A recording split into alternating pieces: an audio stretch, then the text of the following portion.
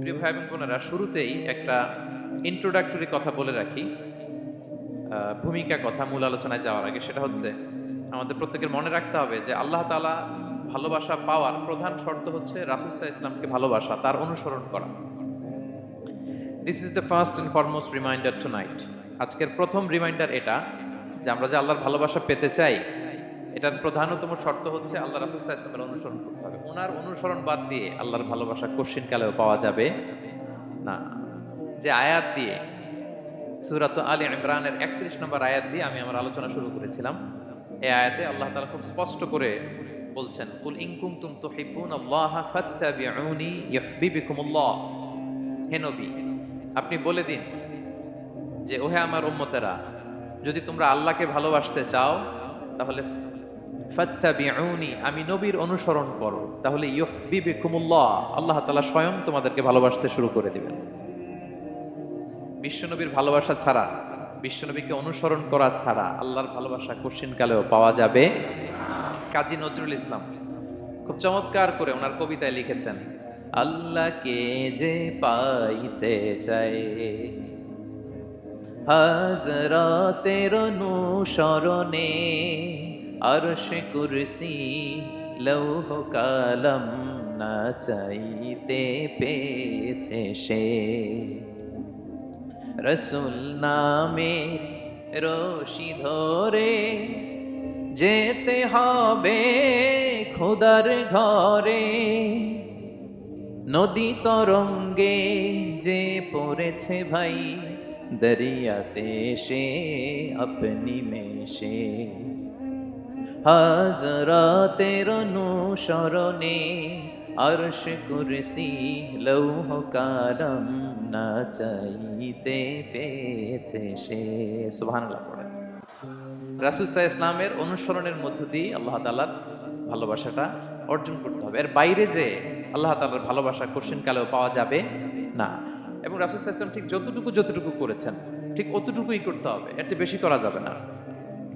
রাসূল সাল্লাল্লাহু আলাইহি ওয়াসাল্লামের চাইতে কি বেশি মুত্তাকি হওয়া সম্ভব? সবাই বলেন নাই।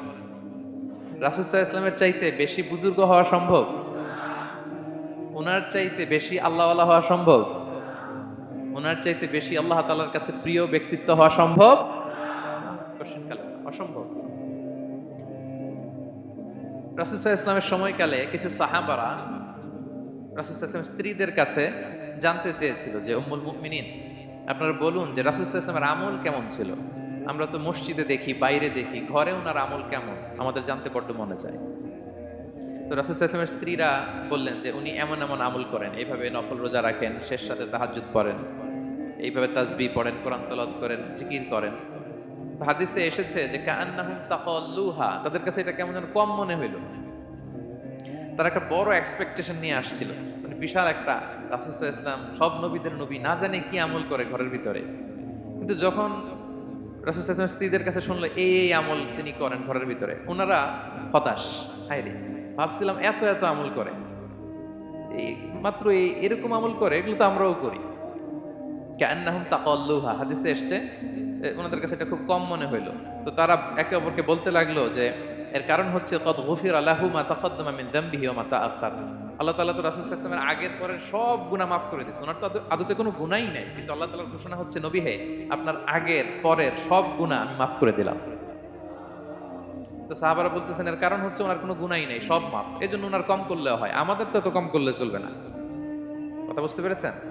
তো ওনারা ভাবলো যে না, আমাদের তো আমল বাড়াইতে হবে। তো কি করতে হবে? একজন বলল আমি সারা রাত নামাজ পড়বো, আমি আর ঘুমাবো না। এখন থেকে সারা রাত কি করব? নামাজ পড়বো, আমি আর ঘুমাবো না। আরেকজন বলল তাহলে আমি সারা বছর রোজা রাখবো, রোজা ভাঙবো না, সারা বছর টানা রোজা, যেহেতু বেশি বেশি করতে হবে। আরেকজন বললো আমি স্ত্রীদের সাথে আর মেলামেশা করবো না, আমার স্ত্রীদের সাথে আমি আমার মতো বৈরাগ্য জীবনযাপন করবো। তো এই কথা যখন রাসূল সাল্লাল্লাহু আলাইহি ওয়াসাল্লাম শুনলেন, রাসূল সাল্লাল্লাহু আলাইহি ওয়াসাল্লাম ওনাদেরকে ডেকে পাঠালেন। ডেকে বললেন আনতুমুল্লাযীনা কুলতুম কাযা ওয়া কাযা, তোমরা কি এমনটা এমনটা বলছো? তারা ভয়ে বলতেছে ইয়া রাসূলুল্লাহ, জি আমরা তো এরকম করে ফেলছি, বলে ফেলছি। তখন রাসূল সাল্লাল্লাহু আলাইহি ওয়াসাল্লাম বললেন ওয়াল্লাহি ইন্নী লা আখশাকুম লিল্লাহি ওয়া আতকাকুম লাহু, আল্লাহর শপথ করে বলছি আমি তোমাদের মধ্য থেকে আল্লাহকে সবচেয়ে বেশি ভয় পাই। আমি সবচেয়ে বড় মুত্তাকি, আমার চেয়ে বেশি কেউ আল্লাহকে ভয় পেতে পারে না। তা আমি সবচেয়ে বড় মুত্তাকি, আমি সবচেয়ে বেশি আল্লাহর প্রিয় ভাজন, আমি আল্লাহর সবচেয়ে বেশি ভয় পাই, এরপরেও আমি রাতে ঘুমাই আবার নামাজও পড়ি, সোম বৃহস্পতিবারে রোজা রাখি, বাকি দিনগুলোতে আমি খাই, আমার তো 11 জন স্ত্রী, আমি সবার সাথে মেলামেশা করি, কই স্ত্রী মেলামেশায়, রোজা রাখা না রাখায়, রাতে ঘুম এবং তাহাজ্জুদ, এই যে ব্যালেন্স করে যে আমি জীবন পরিচালনা করি, এতে আমার মুত্তাকি হইতে তো কোনো সমস্যা হয়নি। আমি শ্রেষ্ঠ নবীর এই মর্যাদা অক্ষুণ্ণ রাখতে তো আমার সমস্যা হয়নি, তো তোমাদের সমস্যা কোথায়? তখন তিনি একটা অসাধারণ উক্তি করেছিলেন, তিনি বলেছিলেন, ফামান রাকিবা আন সুন্নতি ফালাইসা মিন্নি, যে আমার সুন্নতকে অবজ্ঞা করে, মানে আমার যে পন্থা এটা অনুসরণ না করে অন্য কিছু যে করতে চায়, ফালাইসা মিন্নি, সে আমার দলভুক্ত নয়। আল্লাহু আকবার! কি ভারসাম্যবোধ, কি ব্যালেন্সড লাইফস্টাইল, কি পরিমিতি বোধ তিনি আমাদের শিখিয়েছেন। তাহলে বোঝা গেল সারা রাত ইবাদত করলেই ওইটা শ্রেষ্ঠ ইবাদত হয় না। কারণ রাসূল সাল্লাল্লাহু আলাইহি ওয়াসাল্লাম ঘুমাতেন আবার ইবাদত করতেন, স্ত্রীদের সাথে মিলতেন, সামাজিক কাজ করতেন, মাঝে মাঝে নফল রোজা রাখতেন, মাঝে মাঝে অনেকদিন রাখতেন না। This is balance, this is Islam. এবং এর চেয়ে শ্রেষ্ঠ ইসলাম আর হতে পারে না। তার মানে বোঝা গেল রাসূল সাল্লাল্লাহু আলাইহি ওয়াসাল্লামের চাইতে যদি এক কাঠি বেশি বোঝেন আপনি, এটা ইসলাম হবে? এটা হবে বাড়াবাড়ি, ঠিক কি না? রাসূল সাল্লাল্লাহু আলাইহি ওয়াসাল্লাম যেমনটি করেছেন ঠিক তেমনটি করার নাম ইসলাম। এবং এভাবেই আল্লাহ তাআলার ভালোবাসা পাওয়া সম্ভব, এছাড়া পাওয়া সম্ভব। তাহলে মূল আলোচনায় যাওয়ার আগে এটা হচ্ছে ইন্ট্রোডাক্টরি পয়েন্ট 1, যে আল্লাহ তাআলার ভালোবাসা পাওয়ার 1 নম্বর শর্ত হচ্ছে রাসূল সাল্লাল্লাহু আলাইহি ওয়াসাল্লামের অনুসরণ। তার চেয়ে যদি বেশি ইবাদত করেন ওইটা ইসলাম নয়, তার চেয়ে বেশি বুজুর্গি দেখাইতে গেলে ওইটা বুজুর্গি নয়। তিনি যেমন করেছেন ঠিক তেমন করার নামই ইসলাম, এবং সেটার মাধ্যমে আল্লাহ তাআলার ভালোবাসা পাওয়া সম্ভব। এই পয়েন্টটা বুঝছেন না সবাই? আচ্ছা, ইন্ট্রোডাক্টরি পয়েন্টের 2 নাম্বার কথা হচ্ছে আমরা কি করে বুঝবো যে আল্লাহ তাআলা আমাদের ভালোবাসেন? কিভাবে বুঝবো যে তিনি আমাদেরকে পছন্দ করেন, ভালোবাসেন? এটা বোঝার কিছু সিস্টেম আছে। 1 নম্বর সিস্টেম হচ্ছে আপনি জাস্ট দেখুন যে আপনি নিজেকে কোন কাজে ব্যস্ত রেখেছেন, আপনি আপনাকে কোন কাজে ব্যস্ত রেখেছেন। আপনার লাইফস্টাইলের দিকে তাকান, লুক অ্যাট ইউর লাইফস্টাইল, আপনি নিজেই বুঝে যাবেন। আপনি যদি দেখেন যে না, আপনার ভালো কাজে আপনার ব্যস্ততা, আপনার এঙ্গেজমেন্ট ভালো লোকদের সাথে, আপনার সার্কেলটা ভেরি গুড সার্কেল, ভালো কাজে আপনার মন টানে, আপনি ভালো কাজ করেন, যদি আপনার কার্যক্রম এরকম হয়, তাহলে বুঝে নেবেন আল্লাহ তাআলা আপনাদেরকে ভালোবাসেন। আলহামদুলিল্লাহ। আর যদি দেখেন না, যত আকাম কুকাম আছে ওইটার সবার আগে আপনি, যেই কাজে আল্লাহর ক্রোধ আসে, আল্লাহ রাগ হয়ে যান, যেই কাজ ইসলামে করার নিষেধ, যেটাতে তার অসন্তুষ্টি, ওই কাজে আপনার এঙ্গেজমেন্ট, ইনভলভমেন্ট, আপনার সার্কেলগুলো এরকম, তাহলে বুঝে নেবেন আল্লাহ ভালোবাসা, এই মহা সৌভাগ্য আপনার কপালে জোটে নাই। তাহলে এটা হচ্ছে একটা সিস্টেম। আল্লাহ আপনাকে ভালোবাসেন কিনা এভাবে বুঝবেন যে আপনি নিজেকে কোন কাজে ব্যস্ত রেখেছেন, একটু দেখুন, আপনি মিলাতে পারবেন। 2 নাম্বার পদ্ধতি হচ্ছে এটা বোঝার যে তিনি আমাকে ভালোবাসেন কিনা, সেটা হচ্ছে পৃথিবীবাসী আপনাকে ভালোবাসে কিনা এটা একটু দেখেন। এই পৃথিবীর ভালো মানুষগুলোর কাছে আপনার একটা গ্রহণযোগ্যতা আছে কিনা এটা দেখেন। এটা দেখলে আপনি বুঝতে পারবেন। সহিহ মুসলিমের একটা ছোট্ট হাদিস শেয়ার করি। রাসূল সাল্লাল্লাহু আলাইহি ওয়াসাল্লাম বলেছেন যে ইন্নাল্লাহা ইযা আহাব্বা আবদান দাআ জিবরিল ফাকালা ইন্নী উহিব্বু ফুলানান ফাআহিব্বা। আল্লাহ তাআলা যখন কোনো বান্দাকে ভালোবাসে তখন তিনি জিবরাইলকে ডেকে বলেন, হে জিবরাইল, আমি আমার এই বান্দাকে ভালোবাসি, তুমিও তারে ভালোবাসো। ফায়ুহিব্বুহু জিবরিল, জিবরাইল আলাইহিস সালাম তারে ভালোবাসতে শুরু করে। শুধু এখানেই না, সুম্মা ইউনাদি ফিস সামা, তারপরে তিনি আকাশে একটা অ্যানাউন্সমেন্ট করেন। ফায়াকুল, তিনি বলেন যে ইন্নাল্লাহা ইউহিব্বু ফুলানান ফাআহিব্বু, ও আকাশবাসীরা, ও ফেরেশতারা, আল্লাহ তাআলা তার এই বান্দাকে ভালোবাসে, তোমরা সবাই তারে ভালোবাসো। তখন ফায়ুহিব্বুহু আহলুস সামা, গোটা আকাশবাসী তারে ভালোবাসতে শুরু করে, মানে ফেরেশতারা। তো আল্লাহ তাআলা এবং সকল ফেরেশতারা যখন তাকে ভালোবাসতে শুরু করে, রাসূল সাল্লাল্লাহু আলাইহি ওয়াসাল্লাম বললেন সুম্মা ইউদাউ লাহুল কবুলু ফিল আরদ, তখন পৃথিবীতে তার গ্রহণযোগ্যতা বাড়িয়ে দেওয়া হয়, তার অ্যাকসেপ্টেন্স বাড়িয়ে দেওয়া হয়, সবার কাছে তার একটা গ্রহণযোগ্যতা আছে, সবাই তাকে ভালোবাসে। এটা হচ্ছে একটা পদ্ধতি যে আল্লাহ তাআলা আপনাকে ভালোবাসে কিনা আপনি নিজেই বুঝবেন, যে পৃথিবীবাসী আপনাকে ভালোবাসে কিনা, আপনার কলিগরা আপনাকে ভালোবাসে কিনা, আপনার বন্ধুরা আপনাকে ভালোবাসে কিনা, আপনার নেইবররা আপনাকে ভালোবাসে কিনা, পৃথিবীর ভালো মানুষগুলোর কাছে আপনার গ্রহণযোগ্যতা আছে কিনা। যদি থাকে বুঝবেন আল্লাহ তাআলা আপনাকে ভালোবাসেন, ঠিক কিনা? আল্লাহ তাআলা আমাদেরকে যেন ওই কাতারে শামিল করেন, আমরা পড়ি আমিন। তাহলে আলোচনার টপিক, আল্লাহ তাআলা যাদেরকে ভালোবাসেন। শুরুতে আমরা জানলাম ভালোবাসার পদ্ধতি হচ্ছে, প্রক্রিয়া হচ্ছে একটাই, রাসূল সাল্লাল্লাহু আলাইহি ওয়াসাল্লামের পুঙ্খানু অনুসরণ, তার চেয়ে বেশিও না কমও না, হুবহু অনুসরণ, ঠিক কিনা? 2 নম্বরে জানলাম কি করে বুঝবো, নিজের দিকে তাকান, আপনি কি করেন, what's your activity, what's your engagement, নিজেই বুঝবেন। আর দেখেন যে আশেপাশের মানুষ আপনার ব্যাপারে কি বলে। পৃথিবীবাসী যদি আপনারে পছন্দ করে, তার মানে আল্লাহ তাআলাও আপনারে পছন্দ করে। সবাই বুঝতে পেরেছেন? আচ্ছা, এবার সরাসরি কোরআনে চলে যাই, মূল টপিক বিশ্লেষণে। আল্লাহ তাআলা অনেক শ্রেণীর ব্যক্তিকে ভালোবাসেন বলে তিনি ঘোষণা করেছেন। তিনি বলেছেন যে আমি তাদেরকে ভালোবাসি। এর মধ্যে এক নাম্বার হচ্ছে আল মুহসিনুন। একটু আমার সাথে সাথে বলেন, আল মুহসিনুন। মুহসিনুন মানে হচ্ছে যে ইহসান করে, মানে অন্যের প্রতি অনুগ্রহ দেখায়, অনুগ্রহশীল, অন্যের প্রতি দয়াশীল, অনুগ্রহশীল। এই সমস্ত বান্দাদের আল্লাহ ভালোবাসেন। আল্লাহ বলেন, ওয়া আনফিকু ফি সাবিলিল্লাহি ওয়া লা তুলকু বিআইদিকুম ইলা তাহলুকা ওয়া আহসিনু ইন্নাল্লাহা ইউহিব্বুল মুহসিনিন। তিনি বলেন যে তোমরা আল্লাহর রাস্তায় দান করো আর নিজেরা নিজেদেরকে ধ্বংসের মুখে ঠেলে দিও না, আর তোমরা ইহসান করো অন্যের প্রতি, কারণ ইন্নাল্লাহা ইউহিব্বুল মুহসিনিন, আল্লাহ তাআলা মুহসিনিনদের ভালোবাসেন। মানে যারা অন্যের প্রতি অনুগ্রহ দেখায়, অন্যের প্রতি দয়া পরবশ, তাদেরকে আল্লাহ ভালোবাসেন। সুবহানাল্লাহি ওয়া বিহামদিহি। তাহলে পেয়ে গেলাম, মিলায় নেন যে অন্যের প্রতি সফট কর্নার, অন্যের প্রতি দয়া, অনুকম্পা, হেল্পিং হ্যান্ড, হেল্প করার মানসিকতা, অন্যের দুঃখে কাদা, এই মাইন্ডসেট, এই মেন্টালিটি আমাদের আছে কিনা একটু মিলিয়ে নেন। না থাকলে রিমাইন্ডার হিসেবে নেন যে আমরাও যেন মুহসিনুনদের কাতারে শামিল হতে পারি। ইহসান এটা অনেক বড় তবকার একটা আমল। ইবাদতেও ইহসান লাগবে, ইবাদতের বাইরে সামাজিক কর্মকাণ্ড, রাষ্ট্রীয় কর্মকাণ্ড, সব কাজে আল্লাহ তাআলা এই ইহসানকে আবশ্যক করেছেন। অনুগ্রহ, অন্যদের প্রতি অনুগ্রহশীল হওয়া। ইবাদতে ইহসানটা কেমন? সেদিন জিবরাইল আলাইহিস সালাম রাসূল সাল্লাল্লাহু আলাইহি ওয়াসাল্লামকে জিজ্ঞেস করেছিলেন যে ইয়া রাসূলুল্লাহ ফাখবিরনি আনিল ইহসান, ইহসান আবার কি, আমাকে একটু বলেন। তো ইবাদতে ইহসানটা কেমন? রাসূল সাল্লাল্লাহু আলাইহি ওয়াসাল্লাম বললেন যে ইহসান হচ্ছে আন তা'বুদাল্লাহা কাআন্নাকা তারাহু ফাইন লাম তাকুন তারাহু ফাইন্নাহু ইয়ারাক। তুমি এমন ভাবে ইবাদত করবে, তুমি ভাববে যে তুমি আল্লাহকে দেখছো, তুমি আল্লাহকে দেখে দেখে ইবাদত করতেছো, এরকম ভাবো না একটু। আর এটা ভাবতে যদি কষ্ট হয়, অন্তত এতটুকু তো ভাবো যে আল্লাহ তোমায় দেখছে। এতটুকু ভাবা যাবে না? আমরা যখন নামাজ পড়ি, আমাদের প্রত্যেকটা সালাতের মুহূর্তে আমাদের এটা ভাবতে হবে যে আল্লাহ তাআলা কিন্তু আমাকে দেখছেন। এই যে আমি ফিস ফিস করে সুবহানা রাব্বিয়াল আলা পড়ি, সুবহানা রাব্বিয়াল আযীম পড়ি, আমি তাসবিহ পড়ি, আমার রুকু সেজদা সবকিছু আমার আল্লাহ দেখছেন। এই সেন্স, এই অনুভূতি যদি আপনার মধ্যে থাকে, এটাই হচ্ছে ইবাদতের ইহসান। আর ইবাদত ছাড়া আমাদের দৈনন্দিন কাজ, পারিবারিক কাজ, সামাজিক কাজ, এই সমস্ত কাজেও কিন্তু আল্লাহ তাআলা ইহসানকে আবশ্যক করেছেন। প্রিয় ভাই এবং বোনেরা, অন্যের প্রতি অনুগ্রহ করাটাকে তিনি কি করেছেন? আবশ্যক করেছেন। একটা ছোট্ট হাদিস শুনি। হাদিসে রাসূল সাল্লাল্লাহু আলাইহি ওয়াসাল্লাম ইরশাদ করছেন যে ইন্নাল্লাহা তাবারাকা ওয়া তাআলা কাতাবাল ইহসানা আলা কুল্লি শাই। আল্লাহ তাআলা সব কিছুর উপর ইহসানকে আবশ্যক করেছেন, সব কিছুর উপর। মুমিনের সব কাজে ইহসান থাকতে হবে, অন্যের প্রতি অনুগ্রহের পরশ থাকতে হবে। এবার মজার একটা পার্ট আসছে হাদিসে, খেয়াল করে শুনুন। রাসূল সাল্লাল্লাহু আলাইহি ওয়াসাল্লাম বলেন ফাইদা কাতালতুম ফাআহসিনুল কিতলা। আল্লাহ তাআলা সব জায়গায় ইহসানকে আবশ্যক করেছেন। এমন কি ফাইদা কাতালতুম, যখন তোমরা কতল করবে কাউকে, ফাআহসিনুল কিতলা, ইহসানের সাথে কতল করো। সুবহানাল্লাহ বললেন না? প্রসঙ্গটা কি? হত্যা। প্রসঙ্গটা রাষ্ট্রীয় কাজে হয়তো ডেথ পেনাল্টি, তার মৃত্যুদণ্ড দিতে হবে। রাসূল সাল্লাল্লাহু আলাইহি ওয়াসাল্লাম বলেন ফাইদা কাতালতুম ফাআহসিনুল কিতলা, মৃত্যুদণ্ড দিবা কিন্তু ইহসানের সাথে দিও। আপনি চাইলেই তার কান কেটে ফেলতে পারবেন না, তাকে শ্বাসরুদ্ধ করতে পারবেন না, পেট্রোল দিয়ে তার দেহ জ্বালিয়ে দিতে পারবেন না, চাইলেই এই দেহটাকে আপনি নষ্ট করতে পারবেন না।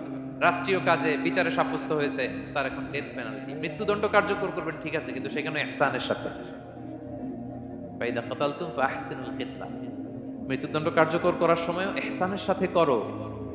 ওয়া ইদা যাবাহতুম ফাআহসিনুয যাবাহা, জবাই করার সময়ও ইহসান করো। সুবহানাল্লাহ। করতেছি জবাই, করতেছি কি? কিন্তু মেরে ফেলতেছি প্রাণীটাকে খাওয়ার জন্য। স্লটারিং, লিটারালি আমি ছুরি চালাচ্ছি ওর গলায়, ফিনকি দিয়ে রক্ত বেরোবে এখনই, মেরে ফেলতেছি। কিন্তু যা মনে চায় আপনি কোপাতে পারবেন কুরবানির পশুকে? কষ্ট দিতে পারবেন না। আমরা এই ভুলটা করি। রাসূল সাল্লাল্লাহু আলাইহি ওয়াসাল্লাম দেখেন আরো স্পেসিফিক করে বলছেন যে ওয়ালিউহিদ্দা আহাদুকুম শাফরাতাহু ওয়ালিউরিহ যাবিহাতাহু, তোমরা জবাইয়ের সময় তোমাদের ছুরিটাকে ধার করে নিও যাতে করে প্রাণীটা কম কষ্ট পায়। সুবহানাল্লাহ। আমরা অনেক সময় ভুল করে ফেলি। আমরা গরু শোয়ানোর পরেই রশি কোথায়, এই ছুরি কোথায়, এই কষাই কোথায়, এই যে 7 জনের নামে জবাই হবে এদের নাম কোথায়, গরুটাকে আমরা কষ্ট দিচ্ছি। রাসূল সাল্লাল্লাহু আলাইহি ওয়াসাল্লাম বলে না, মুমিনের প্রতিটি কাজে ইহসানের পরশ থাকে। তারা প্রাণী জবাই করবে ঠিকই খাওয়ার জন্য, কিন্তু এখানেও ইহসান করতে হবে, ঠিক কিনা? তারা মৃত্যুদণ্ড কার্যকর করবে, ডেথ পেনাল্টি রাষ্ট্রীয় আইনে, কিন্তু যেমন মনে চায় তেমন করা যাবে না। ওইখানেও ইহসান রাখার দরকার আছে না নাই? প্রিয় ভাইয়েরা, এই ইহসানকে যারা মেনটেন করে জীবনের সব কাজে, আল্লাহ তাদেরকে বড্ড ভালোবাসে, বড্ড পছন্দ করে। তো আমরা যেন সবাই সবার প্রতি ইহসান করি। স্বামী স্ত্রীর প্রতি ইহসান করুন, স্ত্রী স্বামীর প্রতি ইহসান করুন, বাবা সন্তানের প্রতি, সন্তান বাবার প্রতি, পরিবারের সকল সদস্যদের প্রতি ইহসান করুন, কর্মচারীদের প্রতি ইহসান করুন, সহকর্মীদের প্রতি ইহসান করুন। মুমিন জীবনের প্রতিটি কাজে ইহসানের পরশ থাকবে, কারণ ইন্নাল্লাহা ইউহিব্বুল মুহসিনিন। আল্লাহ তাআলা মুহসিনদের, যারা অন্যদের প্রতি অনুগ্রহ দেখায়, তাদেরকে বড্ড ভালোবাসে। এই পয়েন্টটা কি বুঝতে পেরেছেন সবাই? ক্লিয়ার? 2 নম্বরে চলে যায়, আর কাদেরকে আল্লাহ ভালোবাসেন? 2 নম্বরে হচ্ছে আত-তাওয়াবুন, যারা ভুল করে তওবা করে সাথে সাথে আল্লাহ তাদেরকে বড্ড ভালোবাসেন। সুবহানাল্লাহ। আল্লাহ তাআলা বলছেন ইন্নাল্লাহা ইউহিব্বুত তাওয়াবিন ওয়া ইউহিব্বুল মুতাতাহহিরিন। আল্লাহ তওবাকারীদেরকে যেমনি ভালোবাসেন, পবিত্রতা অর্জনকারীদেরও ভালোবাসেন। ওটা আমি পরে আসতেছি, এখন তওবাতেই থাকি। তাহলে 2 নম্বরে হচ্ছে ইন্নাল্লাহা ইউহিব্বুত তাওয়াবিন। 2 নম্বরে হচ্ছে কাদেরকে ভালোবাসেন? তওবাকারীদেরকে তিনি বড্ড ভালোবাসেন। দেখেন রাসূল সাল্লাল্লাহু আলাইহি ওয়াসাল্লাম কি বলে, তিনি বলেন ওয়াল্লাহি ইন্নী লা আস্তাগফিরুল্লাহ ওয়া আতুবু ইলাইহি ফিল ইয়াউমি আকসারা মিন 70 মাররা। আল্লাহর শপথ, আমি বিশ্বনবী প্রতিদিন 70 বারেরও বেশি তওবা পড়ি। যার আগেও কোনো গুনাহ নাই, পরেও কোনো গুনাহ, উনি তওবা করে কয়বার? 70 বার। আমাদের তো কোনো গুনাহ টুনা নাই, তাই না? হ্যাঁ, আমাদেরও গুনাহ আছে নাকি? বস্তা ভরা। তো বিশ্বনবী যদি 70 বার তওবা করেন ডেইলি বেসিস, আমাদের করা দরকার কয়বার? যার যার কাছে ছেড়ে দিলাম, বলেন। 70,000 বার করা দরকার, ঠিক কিনা? প্রিয় ভাইরা, তাওবা কি? তাওবা মানে ফিরে আসা আল্লাহর কাছে। ভুল করেছি, অনুতপ্ত হয়ে আল্লাহর কাছে ফিরে আসবো, এটার নাম তাওবা। To return back to your Lord, আল্লাহর কাছে ফিরে আসবেন। এই ফিরে আসাটাকে আল্লাহ খুব পছন্দ করেন। এখানেই শয়তান আর আমাদের মধ্যে পার্থক্য। শয়তান ভুল করে করছি তো করছে, ওইটার মধ্যেই সে অটল অবিচল, ক্ষমার চাইনি। কিন্তু আমরা সকালে ভুল করে দুপুরে মাফ চাই, দুপুরে করে রাতে মাফ চাই, আজকে ভুল করে কালকে মাফ চাই, ঠিক কিনা? এই মাফ চাওয়াটাকে, ফিরে আসাটাকে, তার গুনাহগার বান্দা অনুতপ্ত হয়ে, রিয়েলাইজেশন হয়ে, বুঝতে পেরে ফিরে আসাটাকে তিনি বড্ড পছন্দ করেন, বড্ড পছন্দ করেন। এজন্য ভুল আমাদের হবে প্রিয় ভাইরা। আল ইনসান মিনান নিসিয়ান, আমাদের নামটাই এসেছে ভুল থেকে। আমরা ভুলে যাই, ভুল হয়ে যায় আমাদের, কিন্তু ক্ষমার রাস্তা, তওবার রাস্তা খোলা আছে না নাই? এটা হচ্ছে আমাদের জন্য আশা, হোপ। আমরা হোপফুল, সবসময় আশাবাদী। যত ভুল হোক, যত ভুল আপনি করেন, এটা খেয়াল রাখবেন, ভুল আপনি যতই করেন না কেন, তার রহমতের দরিয়া তার চাইতেও বড়, তার ক্ষমার মহাসাগর তার চাইতেও বিস্তৃত, যত ভুল আপনি করেন না কেন। এজন্য আল্লাহ তাআলা বলেন ইয়া আইয়ুহাল্লাযীনা আমানু তুবু ইলাল্লাহি তাওবাতান নাসুহা। ওহে বিশ্বাসীরা, একনিষ্ঠভাবে তওবা করো, ফিরে আসো আমার দিকে। ফাফিররু ইলাল্লাহ 24/7। পৃথিবীর কোনো দরজা 24 ঘন্টা খোলা থাকে না। রাত 3টার দিকে যদি আপনি উঠে জায়নামাজটা বিছিয়ে যে ভুলটা করছেন ওটা স্মরণ করে চোখের পানি ছেড়ে মাফ চান, ক্ষমা করবে না তিনি? হ্যাঁ, ক্ষমা দেওয়ার জন্য তিনি বসে আছেন। এজন্য ভুল হইলে আমরা পড়বো আস্তাগফিরুল্লাহ। কি বলবো? পড়েন আস্তাগফিরুল্লাহ রাব্বি মিন কুল্লি যামবি ওয়া আতুবু ইলাই। পড়েন আস্তাগফিরুল্লাহাল্লাযী লা ইলাহা ইল্লা হুয়াল হাইয়ুল কাইয়্যুম ওয়া আতুবু ইলাই। এটা পড়ে আল্লাহর কাছে ফিরে আসবেন, অনুতপ্ত হবেন। আল্লাহ ভুল করে ফেলেছে, আল্লাহ তুমি ক্ষমা করো, আল্লাহ তুমি ক্ষমা করো, আল্লাহ আমরা ভুল করে ফেলেছি। ভুল সবাই করে, কে না করে? হ্যাঁ, কুল্লু ইবনে আদম খাত্তা। বিষ্ণু বলেন তোমরা সবাই ভুলকারী, কিন্তু ওয়া খায়রুল খাত্তাইনা আত-তাওয়াবুন। এই ভুলকারীদের মধ্যে শ্রেষ্ঠ যে ভুল করেই তওবা করে। তওবা করতে রাজি আছেন তো? সবাই রাজি আছেন? আমার প্রিয় ভাইরা, এই তওবার দৃশ্যটা দেখতে আল্লাহ বড্ড পছন্দ করে। বান্দা যখন ভুল বুঝতে পারে, মাথাটা নিচু করে চোখের পানি ছেড়ে বান্দা যখন কাঁদতে শুরু করে, এই দৃশ্যটা দেখলে আল্লাহ সহ্য করতে পারে না। আল্লাহর রহমতের দরিয়ায় জোশ খেলে যায়, বান্দা যা চায় আল্লাহ তাই দিয়ে দেয়। তখন চোখের পানির এত বড় পাওয়ার। এজন্য আমরা ভুল করে যেন অটল না থাকি, আল্লাহর কাছে যেন ক্ষমা চাই, আমরা যেন ফিরে আসি তার দরবারে। তার দরবার সবসময় খোলা। এবং তিনি এই তওবার বা ফিরে আসার দৃশ্যটা দেখতে কত পছন্দ করেন শোনেন। রাসূল সাল্লাল্লাহু আলাইহি ওয়াসাল্লাম বলেন, ওয়াল্লাযী নাফসি বিয়াদিহি, তার শপথ যার হাতে আমার আত্মা, লাউলাম তুযনিবু, তোমরা যদি ভুল না করতে, লা যাহাবাল্লাহু বিকুম, আল্লাহ তোমাদেরকে ধ্বংস করে দিতেন। ওয়ালা জাআ বিকওমিন, আল্লাহ এমন এক জাতি তৈরি করতেন, ইউযনিবুন, ওরা খালি ভুল করত, ফায়াস্তাগফিরুন, আর ক্ষমা চাইতো, ফায়াগফিরুল্লাহু লাহুম, আর আল্লাহ তাদের ক্ষমা করতেন। তোমরা যদি ভুল না করতে, এই বনি আদম, তোমরা যদি ভুল না করতে, তোমাদেরকে আল্লাহ তাআলা ধ্বংস করে এমন একটা গোষ্ঠী বানাইতেন যারা খালি ভুল করতো আর মাফ চাইতো, ভুল করতো আর মাফ চাইতো, আর আল্লাহ মাফ করে দিত। সুবহানাল্লাহ বললেন না? গাফিরিয যামবি ওয়া কাবিলিত তাওব, তিনি পাপ মোচন করার জন্যই তো তিনি আমার রব, তওবা কবুল করার জন্যই তো তিনি আল্লাহ সুবহানাহু ওয়া তাআলা, তিনি রব্বে কারীম, তার দয়ার কোনো শেষ নাই, তার মায়ার কোনো শেষ নাই। আমরা যখন তওবা করি, অনুতপ্ত হই, চোখের পানি ছেড়ে যখন কাঁদি, আল্লাহ যে কত খুশি হয় এটার একটা উপমা হাদিসে এসেছে, সহিহ মুসলিমের হাদিস। রাসূল সাল্লাল্লাহু আলাইহি ওয়াসাল্লাম বলেন, লাল্লাহু আশাদ্দু ফারাহান বিতাওবাতি আবদিহি হিনা ইয়াতুবু ইলাইহি, কেউ যখন তওবা করে আল্লাহ কত খুশি হয় জানো?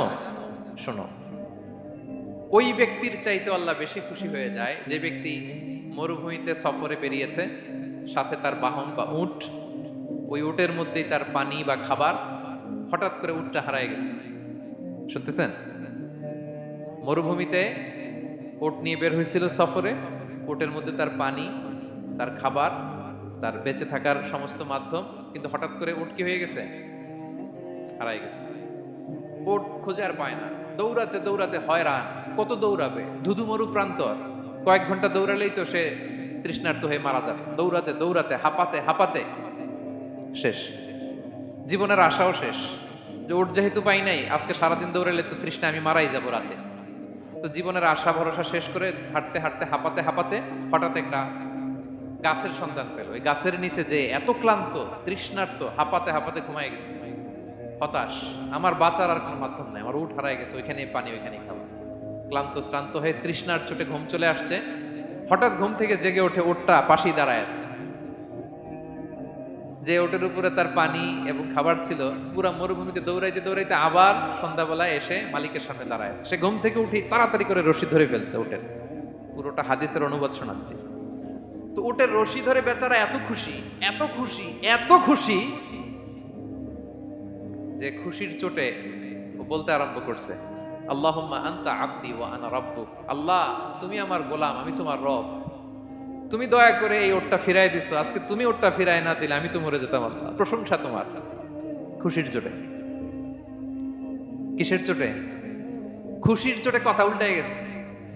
সে এত খুশি, সে আনন্দে এত উদ্বেলিত, এত খুশি, সে বলতেছে আল্লাহ, আল্লাহুম্মা আনতা আবদি, আল্লাহ তুমি আমার গোলাম। খুশিতে আল্লাহুম্মা আনতা আবদি, আল্লাহ তুমি আমার গোলাম, ওয়া আনা রাব্বুক, আমি তোমার রব, তোমার দরবারে লাখো কোটি শুকরিয়া। আল্লাহ কেঁদে কেঁদে বলতেছে। তা আল্লাহ বলে, ওইরকম একটা পরিস্থিতিতে যে তার জীবনের আশা ছেড়েই দিয়েছিল, হঠাৎ করে ওট ফিরে পাওয়ার পরে খুশির চোটে সে যখন আমি আল্লাহরে ওর গোলাম বানায় আর ওরে আমার রব বানায়, ওই লোকটা ওই মুহূর্তে ঠিক যত খুশি, আমার কোনো বান্দা তওবা করে যখন আমার কাছে ফিরে আসে, আমি আল্লাহ ওই বান্দার উপর তার চাইতে বেশি খুশি হয়ে যাই। আল্লাহু আশাদ্দু ফারাহা। ওই ব্যক্তি কত খুশি হইলে আল্লাহর গোলাম বানায়, কত খুশি হইলে সে সেন্স হারায় ফেলে যে আল্লাহ তুমি আমার গোলাম, আমি তোমার রব। কখন বলে? খুশিতে সে মাতোয়ারা। আল্লাহ বলে, ওই মাতোয়ারা ব্যক্তি ওই মুহূর্তে যত খুশি, আমার কোনো বান্দা ভুল করে বোঝার পরে যখন চোখের পানি ছেড়ে আমার কাছে তওবা করে, আমি আল্লাহ তার চাইতে বেশি খুশি হয়ে যা। তওবা করবেন তো? করবেন, করবেন। ইন্নাল্লাহা ইউহিব্বুত তাওয়াবিন, আল্লাহ তাআলা তওবাকারীদের বড় ভালোবাসেন। আমার ভাইরা, ভুল হলেই যেন আমরা তওবা করি। কয়টা জানলেন? প্রথমটা কি ছিল? কি করে? ভুলে গেছি। ইহসান করে, মুহসিনুন, যারা অন্যদের প্রতি অনুগ্রহ প্রদর্শন করে। আচ্ছা, 2 নাম্বার কি ছিল? তাওবা, মানে আত-তাওয়াবুন, যারা ভুল হলেই কি করে? তাওবা। 3 নাম্বার হচ্ছে আল মুতাতাহহিরুন, যারা পবিত্রতা অর্জন করে, সবসময় পাক পবিত্র থাকে, নিট এন্ড ক্লিন থাকে। এই ক্লিনলিনেসকে আল্লাহ পছন্দ করেন। সুবহানাল্লাহ, কি সুন্দর আমাদের ধর্ম, কত চমৎকার আমাদের ইসলাম। রাদিতু বিল্লাহি রাব্বা ওয়া বিল ইসলামি দীনা, আমরা আল্লাহরে রব হিসেবে পেয়ে খুশি, ইসলামকে দিন হিসেবে পেয়ে খুশি, ঠিক কি না? তিন নাম্বার হচ্ছে ওয়ায়ুহিব্বুল মুতাতাহহিরিন, আল্লাহ তাআলা পবিত্রতা অর্জনকারীদের বড্ড পছন্দ করেন। মুতাতাহহিরিন, যারা সব সময় পাক পবিত্র থাকে, পরিচ্ছন্ন থাকে, এবং এটা খুব জরুরি। রাসূল সাল্লাল্লাহু আলাইহি ওয়াসাল্লাম বলেছেন আত-তুহুরু শাতরুল ঈমান, পবিত্রতা এটা ঈমানের অঙ্গ। কেন ঈমানের অঙ্গ? কারণ নামাজ যার নাই তার ঈমান নাই, আর পবিত্রতা ছাড়া নামাজই হয় না। এজন্য রাসূল সাল্লাল্লাহু আলাইহি ওয়াসাল্লাম বলেছেন পবিত্রতা ঈমানের অঙ্গ। সুবহানাল্লাহ পড়েন। দেখেন নামাজের যে আহকাম আরকান আছে, আহকাম তো বাইরে, নামাজ শুরুর আগে, এর মধ্যে তিনটা আহকাম বা তিনটা ফরজই হচ্ছে এই পাক পবিত্রতা নিয়ে।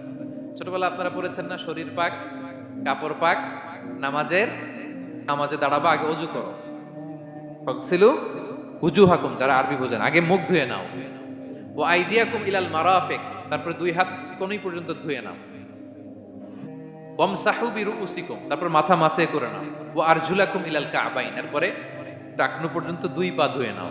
ওযু হয়ে গেল না? হয়েছে না? এবার ধরে ধরে আমাদেরকে শেখানো হয়েছে। যদি গোসল ফরজ হয়, ওয়া ইন কুনতুম জুনুবান ফাত্তাহহারু, গোসল ফরজ হলে গোসল করে নাও। এখন অজু গোসলের জন্য পানি নাই, তো অজু আর গোসলের জন্য যদি পানি না থাকে, ফালাম তাজিদু মাআন ফাতায়াম্মামু সাঈদান তাইয়িবা, পবিত্র মাটি দিয়ে তায়াম্মুম করো। দেখেন অজুও শিখাইলো কোরআন, তায়াম্মুমও শিখাইলো কোরআন।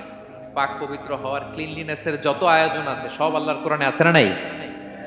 সব আল্লাহ তাআলা আমাদেরকে জানিয়ে দিয়েছেন।